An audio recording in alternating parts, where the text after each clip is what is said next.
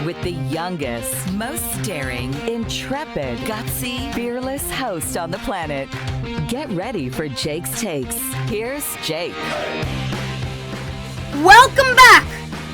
I am Jake, and this is Jake's Takes, where I get your favorite athletes and stars to open up and speak what's really on their minds. Make sure you hit that subscribe button, because you won't believe the guests I have lined up.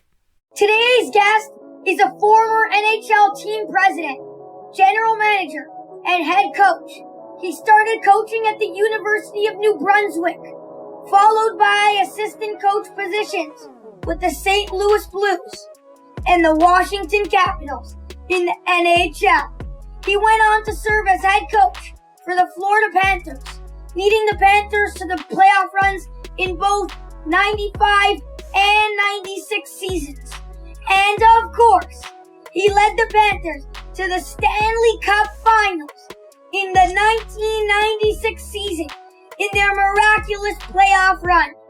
He was hired as the Columbus Blue Jackets general manager on February 11, 1998, and was with the Blue Jackets organization for 8 years. During that time, he drafted the best player the franchise has ever had, the dominant Rick Nash, who not only starred in Columbus, but also represented Canada on many occasions. And in 2010, he was the famous co-host of the incredible Hockey Central at Noon program, alongside Darren Millard and Nick Kypreos for many years.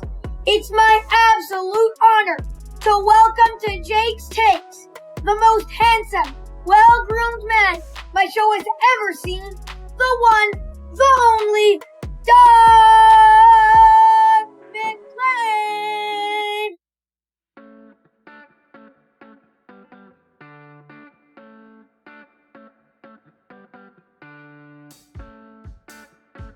What's doing, Doug? How you doing? Like, seriously, okay, that was the best introduction I've ever had in my life, and you're 100% right. I am so much better dressed and better looking than Nick Kypreos. It's frightening. And not to mention Millard, who, forget about Millard. He's with Vegas now. So that was a great introduction, and I really appreciate it. And not many people say nearly as many positive things about me as you have, Jake, so I really appreciate that. Who wrote that? Did you write that yourself? Yeah. Okay. You liked it? I thought maybe Kypreos wrote it for you. You think Kipper would be that generous? Not a chance. Not a chance. By the way, I don't like the fact that I'm second fiddle to Kypreos, because I know he was your first guest or one of your a long time before I got a chance to come on this show, that you actually had Kypreos on ahead of me. Okay, I'll let you go. I'll let you off the hook, but I just wanted you to know. I'm just putting you on your, as a media star, you have to learn when you're on your heels how to react. That one's on me. That one's on me, Mac. How's the summer going? You know what? We left Florida in mid-May, and we took 3 weeks to come to PEI, and we toured around. We only were allowed into PEI June 8th because of COVID, so they let us in June 8th, and then we spent 14 days in isolation. So I've been out of isolation for 2 days, and it's always great to be in PEI. It's where I'm from, where I was born, and I'm at our cottage is on the beach that I came here as a 10-year-old with my parents. Like, seriously, I've spent my whole life on this beach, so it's pretty cool. We love it here. That's so fun.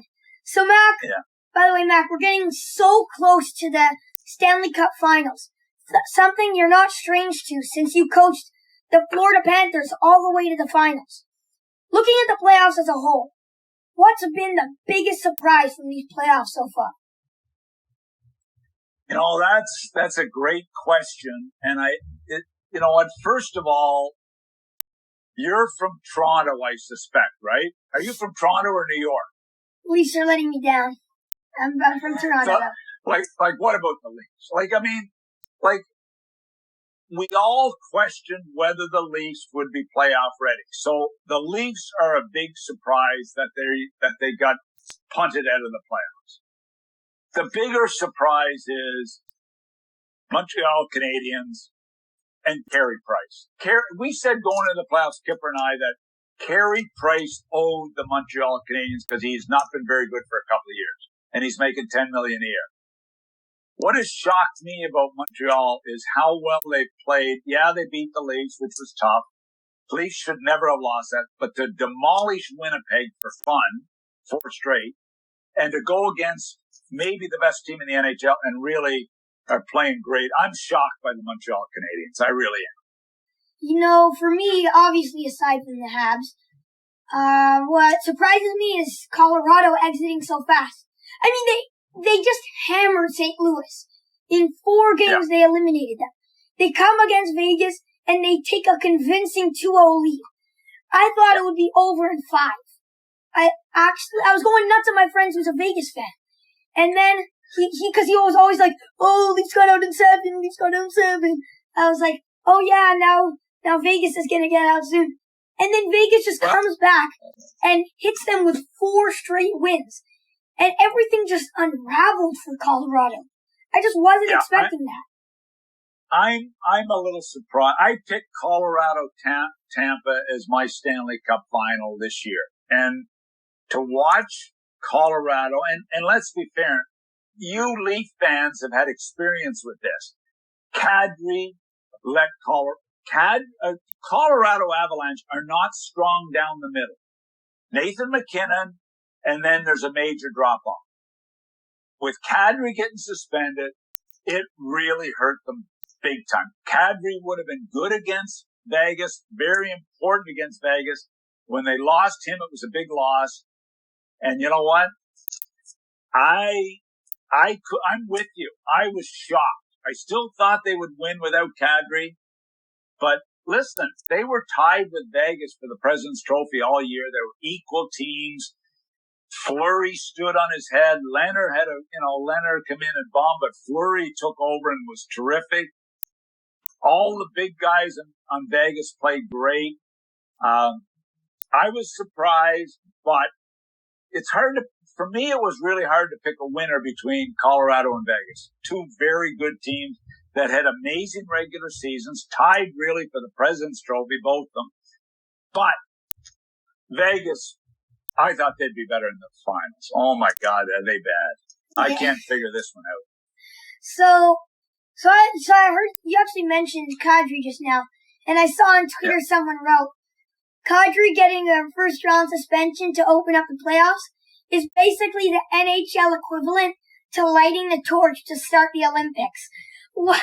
Wild that he did it again. Mac, he's got to stop this. Well, it's crazy. And you know what? I love Kadri as a player. I love him as a player. And a buddy of mine, a guy that worked for me for 10 years in Columbus, is the assistant GM in Colorado, Chris McFarland, and they loved him. They loved him. He was such an important guy.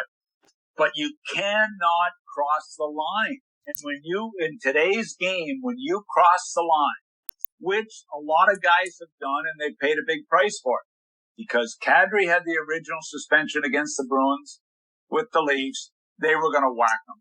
And you know what? That's 2 teams in a row. He's crushed at playoff time. Big decision right now in Colorado. What do we do with Kadri? So 1 year left at $1 million or $5 million. Ottawa would like to get him. There's all kinds of teams would like to get him, but Colorado need him. But how do you have this happen and bring him back? Yeah, it's sad. It's sad because the kid's a heck of a player. Yeah, there's a difference between being physical, being dirty. Like look at Reeves. Reeves is just a monster. He's not dirty. Kadri is dirty. Reeves won't get suspensions like that. Well, you know, you cross the line, and when you go for the head, when you hit from behind, you're going to pay a price. And you know what? I thought he would have learned his lesson with the Leafs. but he didn't. And now the question is, does this end for him in Colorado, which it wouldn't surprise me, but when you caught, did he cost them the series? No, but he certainly hurt them big time. So I don't know. I mean, you cannot play the game that way anymore. Listen, Brad Marchand was considered the rat of all rats. But what did he do? He changed his game and became a superstar. He really changed and became a superstar. I have nightmares of him. Because I'm a Leafs fan, I got nightmares of this guy. Well, you know what? The best thing for you to do, Jake, is let the Leafs go and pick another team. Not happening. Not happening. Try all you want. That is not happening. When I was a kid, I was a Leafs fan, and now they say, who's your favorite team? And I said, I don't have a favorite team. I just kind of don't like any of them, They're all my rivals. Yeah, I know. That's the same with me. But you know what? You've got to step back and say, okay, how many more years of my life am I going to put towards the Leafs? And you've got a long way to go, man. It could get really hard on you. So I mentioned the Habs, Mac. When I had Kipper on with me before the playoffs, we were both talking about how they had no chance of beating the Leafs in the first round. To their credit, crazy what they've done. Did Carey Price solidify him as being the best goalie in the NHL today from this playoff run? Yes, best goalie. But let me just qualify that. You listen to our podcast very closely. I said that Montreal's defense that everybody ridiculed about being slow defense, if you're big and tough, can play in the Stanley Cup playoffs. And that big four of Montreal, combined with Carey Price, was the difference in the Leafs series. But Carey Price was the guy, along with Weber, Edmondson, Petrie, Sherrod. That was a heck of a big front four, and they bothered the Leafs a great deal. So I thought the Leafs would win the series, but I thought Montreal would give them all they could handle. But I did not think they would beat the Leafs, because who would believe that Matthews, and especially Marner in particular, who would believe Who's Marner? Who's Marner? Yeah, exactly. Couldn't put points on the board. Like, are you kidding me? He was invisible. That was hard invisible. Hard to believe. What anyway, you know what? Your team's out, so you got to suck it up, man. Let's go Tampa all the way. But you're learning. what do you make of Cole Caulfield so far? He's got 3 goals in the playoffs so far, but he's also contributing in other ways. And since he's been called up, his energy and speed has added a new dimension for this Habs team. Well, you know what? We'd said on Real Kipper that I had talked to a lot of hockey people who watched him a lot at University of Wisconsin, World Junior, and we were saying, Montreal, get him in the lineup. He was a healthy scratch. Get him in the lineup. They couldn't because of salary cap situations at first, but then they got him in. This kid, I was told by so many scouts that this kid is the real deal. Did I expect him to be this good? Not a chance. But he has been that good. He has not only got an amazing shot selection, but he's a playmaker, and he's got vision, and he's not afraid, and he's not a big guy. And I think it's such a great story. And you know what? He, Suzuki, Kokaniemi, those kids have dominated the Vegas Golden Knights. Suzuki for Pacioretty. People laughed about that trade. Suzuki now makes something happen every time he's on the ice. So Montreal have got a good thing going right now, and I'm afraid for your Leafs coming up the next couple of years. Yeah. By the way, not only does Cole Caulfield have game, he's also got a cool name. Cole Caulfield. Oh, like seriously, how great is that? How great is that? His nickname should be Cold Coffee. Oh, exactly. So that's a good one. So, Mac, you've been involved in the NHL. By the way, I just want to say this. You have better questions, and you're a better host than both Kyprios and Ron MacLean. I just want to say that. Wow, really? Well, I mean, Kyprios is, he struggles big time, and Ron MacLean's starting to struggle. So I think you're better than both of them. Thank you. So, Mac, you've been involved in the NHL on different levels. As a president of a team, general manager of a team, and head coach of a team. Here's what I want to know. A coach has the ability to impact the game every time his team steps on the ice. The coach decides the line combinations. He chooses the matchups and the ice time. He has a real hands-on impact to the game. But a GM, once the trade deadline passes, the job's pretty much done. Nothing more they can do. Is it a helpless feeling as a GM watching your team in the playoffs? No, because you're right about the coach's impact, and the GM's impact is a lot more than just the trade deadline. The GM is as involved with the team. He's the guy that meets with the coaches every day. He's the guy that helps direct the coaches. He's the guy that points out things to the coaches. The number one thing for coaches and for management is managing the room. And the general manager's number one job is putting out fires that happen in dressing rooms. Guys that don't like the coach, guys that are struggling. He's another voice. So the GM, in my opinion, is as important. And the head coach, I'm not taking it away. Head coach does matchups. But Brian Murray was the general manager when I was a head coach. Brian Murray had coached in the NHL for 15 years. I leaned on him as a coach big time. He was the GM, I was a coach. I leaned on him big time for advice in all kinds of situations. So I really believe the GM, the coach have to be a team. And when they stop becoming a team, the team falls apart. Mac, which job did you like the most? Team president, like GM, or coach? You know what? The GM, the coaching was an exciting job. Exciting job. You're on the bench, you're in the fire, you're with the players. GM was more about building the team and making trades and trying to figure out what's best for your organization.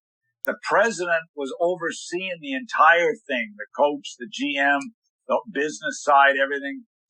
All three were wonderful jobs. I'm hard pressed. The excitement of coaching in the Stanley Cup Finals was something. I mean, I remember flying after we beat Pittsburgh in the conference final, and we're flying to Colorado that night to play in the Stanley Cup Finals, and I'm thinking, are you kidding me? I'm going to coach in the Stanley Cup Finals, and nobody from PEI, I'm going to get to coach in the How cool was that? But you know what? I look at all the jobs I had over 30 plus years in the NHL, and every one of them was a great job. President, GM, coach, assistant coach. I remember getting my first assistant coaching job. It was a dream come true for me, So I just think if you have an opportunity to work in the NHL, it's just an amazing, amazing opportunity. I'm a guy from PEI who never played in the NHL, and I got to be a coach, GM, and president. That's pretty cool. That's amazing. And I'll always be thankful for that.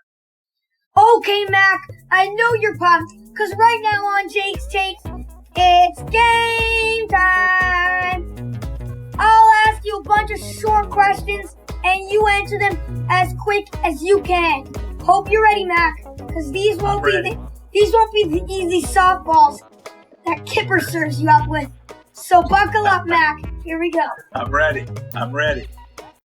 Who's a better goal scorer? Leon Draisaitl or David Pastrnak? Pastrnak. One thing you miss most about being in the studio? I miss those great suits and ties and makeup. I need makeup. I'll give you $1 if you get this one, Mac. What trade was a bigger steal? Gilmore to the Leafs or Draper to the Wings? Ooh, wow. Gilmore to the Leafs was a bigger one, but I made the Draper trade to the Red Wings. That was my deal, but I like the Gilmore one better. Alex Ovechkin has the most points from Russian-born players in NHL history. Who ranks second? Pavel Bure or Sergei Fedorov? Well, I was with Fedorov for 5 years in Detroit and 3 years in Columbus. I love Sergei Fedorov. I'm going with Fedorov. Ding, ding, ding, ding, ding. What's more frustrating, the Columbus Cannon or trying to get a warning with Kipper? Well, Kipper, I helped Kipper. I mean, he's lost for words most of the time, so I helped Kipper. The Cannon in Columbus, I approved of buying the Cannon because I knew I was getting fired and I wouldn't have to listen to it. But Kipper's worse than the Cannon. For a second there, I thought you would say me. You're a mini Cannon. What would you rather have, Seth Jones or Alexander Barkov? Wow, that is a great question. You know what? I'm taking Barkov. I think Barkov is going to be that good. What's something you tried and will never try again? Wow. What have I tried that I would never try again? You know what? Challenging my wife at the Grand Canyon. She's not scared of heights, and I'm petrified of heights. Who's become more irrelevant? Erik Karlsson in San Jose or Hockey Central at noon since you and Kipper left? That is a really tough one. That is a really tough one. Karlsson has disappeared off the face of the earth, and so is Hockey Central for me. I'm kidding. I like the guys in Hockey Central. I just don't listen. I'm too busy to listen to them, you know? That's what we all say. Jordan Binnington or Philip Grubauer? I got to go with Binnington. Grubauer bothers me. I don't think he's a Stanley Cup goaltender, and Binnington proved that he was, which shocked me. I'm going with Binnington. What team will John Tortorella coach next? I think the only job he gets and has a chance to get is the Buffalo Sabres. We got a winner on Jake's Takes Rapid Fire. Doug MacLean, that was a sensational performance. You fired those answers just as fast as the Rangers fired Coach Quinn and his staff. You aced that, Mac. How did that rapid fire feel? That is as good a feeling as I've had since I got fired in Columbus. I've had a lot of bad days, Jake, so this is a good one. So, Doug, before I let you go, I just want to ask you one more thing about the Leafs. They have some serious decisions to make with very limited cap space. And I think the biggest piece they need to sign is Zach Hyman. We have no doubt Zach's going to start to get some big offers. And that number might start with 6, according to Kipper. You never know if he's saying the truth or not, though. If you're in the shoes of Kyle Dubas, how important is it to resign Zach Hyman? And who would you be willing to move to free up cap space? We saw in the playoffs we watched every night how you have to play at playoff time. Hyman is the only guy in their top 6 forwards that has figured out how hard you have to play to be an effective playoff performer. They cannot lose Hyman. I would move Nylander, and I like Nylander. I'm a fan of Nylander's. I'm moving Nylander, and I'm getting Hyman done, and I'm putting the rest of the money towards the defense. because their defense is not good enough. I told Kippy that going into the playoffs. They didn't buy it. I told them they should have got Savard. Their blue line was not deep enough. Sorry. So take Nylander's money, get Hyman done. Hyman wants to play in Toronto. He wants to get a deal done. He wants to be there. Get him on a fair deal, not 6. Get him at a little over 5, and put the other 2.5, 3 million, 4 million into another defenseman to help Morgan Riley. You know who actually really impressed me? Was Zach Bogosian. He was solid and really steady.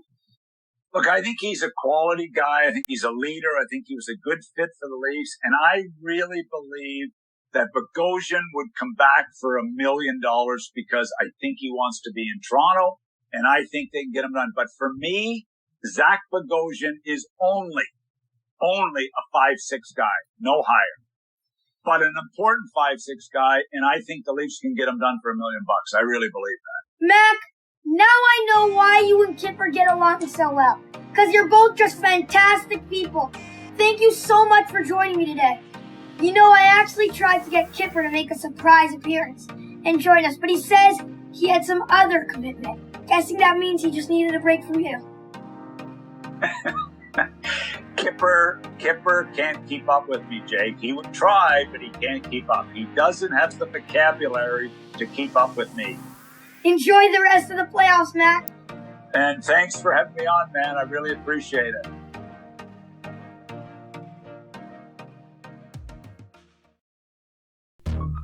Hey guys, you won't believe the guest I have next week. Make sure you hit that subscribe button so you don't miss out.